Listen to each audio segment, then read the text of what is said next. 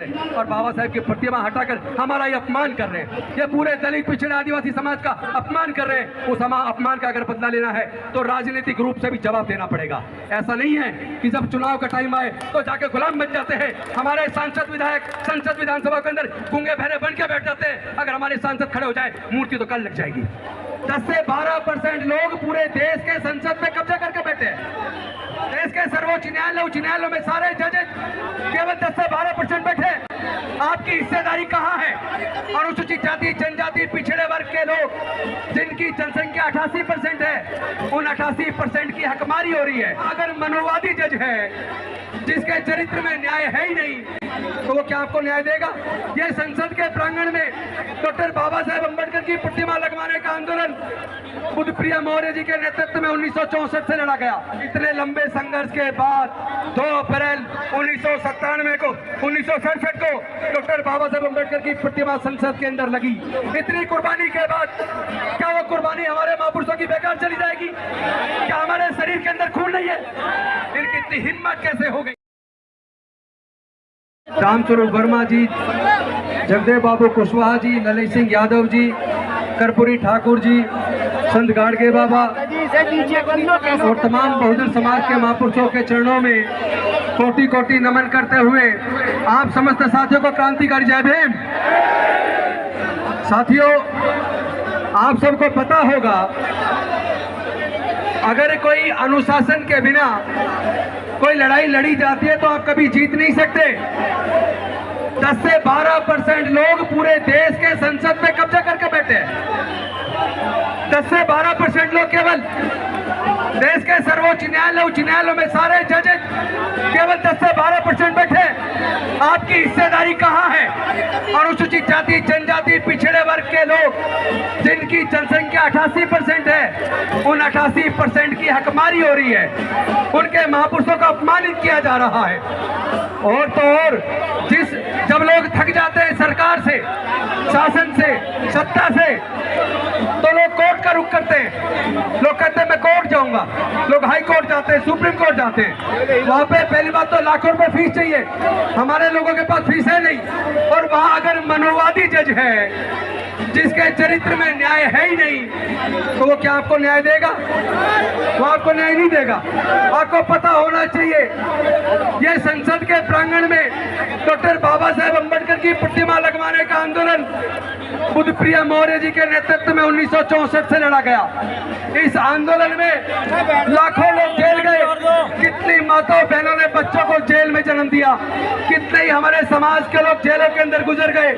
इतने लंबे संघर्ष के बाद 2 अप्रैल 1967 को डॉक्टर बाबा साहेब अम्बेडकर की प्रतिमा संसद के अंदर लगी।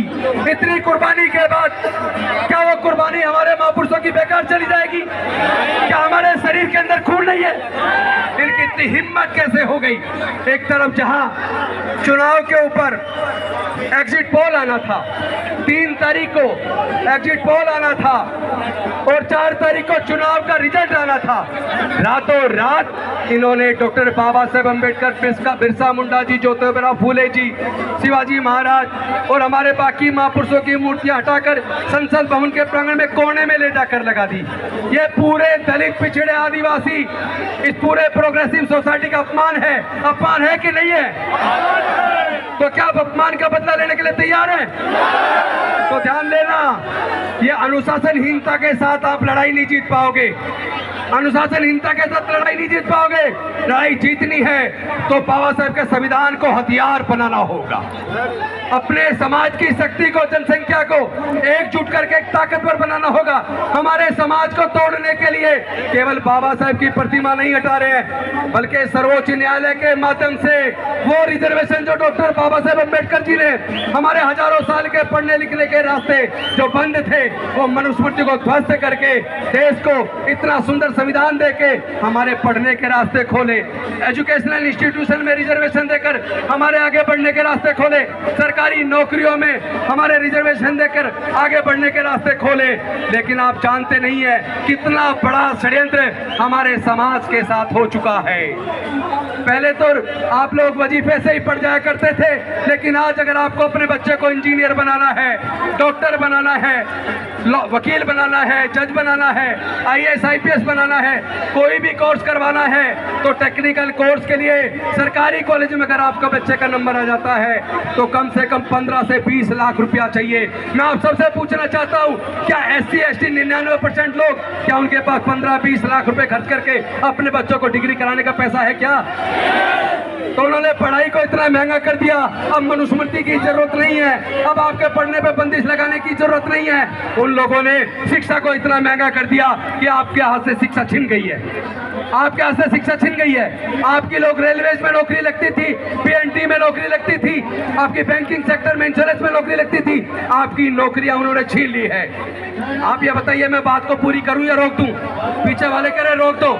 अगर बाबा साहब से प्यार है बता दो, मैं अपनी बात पूरी करूं या छोड़ दूं? आप इस लड़ाई को लड़ने को तैयार हो? मैं पूछना चाहता हूं, मूर्ति तो लगवाने की बात हम कर रहे हैं, लेकिन बाबा साहब के विचार पे चलने की बात करेंगे कि नहीं करेंगे? अंधविश्वास पाखंडवाद हम फैला रहे, हम उसमें घुसे पड़े। कौन है जो कावड़ लेने जाते?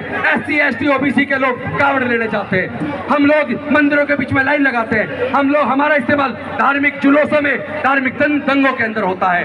उन्होंने नौकरी हमारी छीन ली है, ठेकेदारी प्रथा लाके हमारी नौकरी में आगे आने के रास्ते बंद कर दिए इन लोगों ने, और बाबा साहब की प्रतिमा हटाकर हमारा ये अपमान कर रहे हैं। ये पूरे दलित पिछड़े आदिवासी समाज का अपमान कर रहे हैं। उस अपमान का अगर बदला लेना है तो राजनीतिक रूप से भी जवाब देना पड़ेगा।